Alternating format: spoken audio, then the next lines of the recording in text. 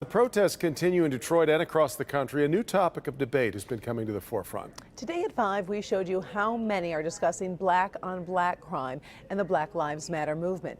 Now, in part 2 of our conversation with community leaders, Larry Spruill shows us some of the solutions they hope can help solve the problem.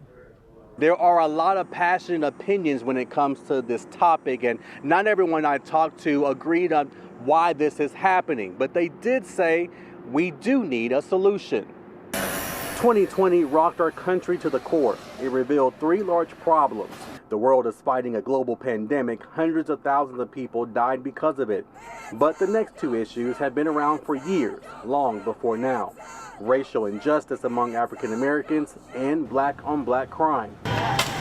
Dr. Martin Luther King Jr. says a riot is the language of the unheard, and what is that America has failed to hear? Now the NAACP is marching on Washington once again, 57 years after the original march, still with the same mission, making sure their voices are never buried.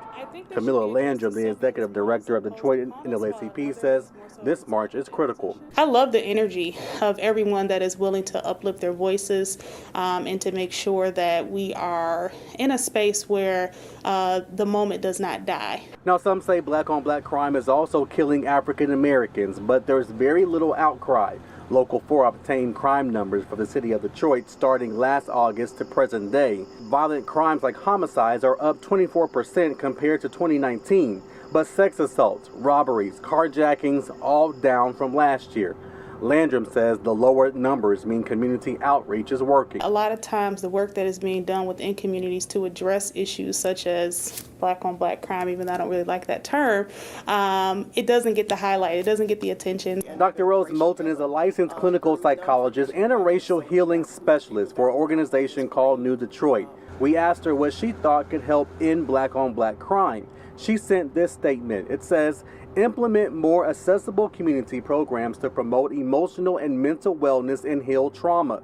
The traumatized mind is disconnected and oftentimes lacks empathy, which makes heinous acts more likely to occur.